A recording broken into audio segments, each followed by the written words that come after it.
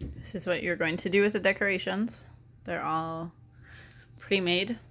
All the Snapple jars, which are just like this, they have an S on the side, have 3 flowers in them with the string lights. All the Snapple jars have 3 flowers in them with string lights. There are a few odd-sized jars. The wide mouth ones have these little lights in them.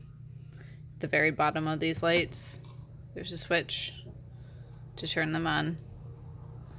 And you'll just kind of scoot them in where they were nestled already towards the center. If they become unnestled, then just scoot them in. Obviously where they're not turning off again. But they'll want to be center. For the flameless candles, there are 6 of those. 30 of the string lights. There are string lights inside of jars that are not just the Snapples. Here are a couple other ones that are not Snapple jars, including a few that have just a single flower in them, for example, and some that have, there's only 2, maybe 3 that have 5 flowers in them. Well, with the fact that I was already making flowers forever.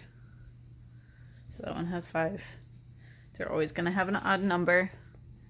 Odd numbers are aesthetically pleasing, not even numbers. So, odd number of flowers, but there's going to be 2 on every table. I want 1 Snapple jar on every table as much as you can. There's 2 other jars that are similar in shape to the Snapple jars that you can use on the 2 remaining tables, since there's 18 total. The rest of them on one side are going to have varying sizes, varying numbers of flowers within them. All the actual tables where the guests are seated need to have 2 decorations with lights in them, whether they're string lights or the flameless candles. Now, with the string lights, you'll see that there's this little flip switch thing at the bottom. I not super glued, but used a glue gun to ensure that they wouldn't move, as well as filled them mostly with the rocks just so that the tops of them are showing now. So all of them are going to be slightly uncovered as long as they didn't shift too much. So if they did shift, just settle the pebbles in there. The pebbles will settle around it. In order to turn on the lights on these taller ones where you can't reach your hand into, I'm bringing along a couple sets of chopsticks. So first, remove the flowers that came in that jar. You're going to use the bottom side of the chopstick because you have a little bit more control with it. Stick it in the jar. And then you're going to flip the switch. Okay, so just turned on. Ideally, we're not going to ever turn those off until the end of the reception. But for the purposes of right now, obviously I want to conserve battery. So I'm going to turn it off. Okay, so after you turn it on, you're going to stick the flowers back in there.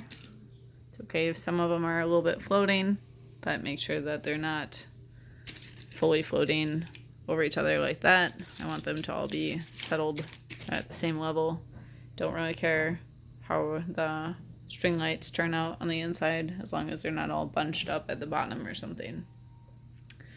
The extra pebbles are going to be in this container, coffee container. I filled it all the way to the top. Should be plenty to cover the 30 jars that have these string lights in them. You probably won't even use all of those pebbles. This has been your decoration tutorial. If there are questions, ask and you shall receive answers. Thank you. Good luck.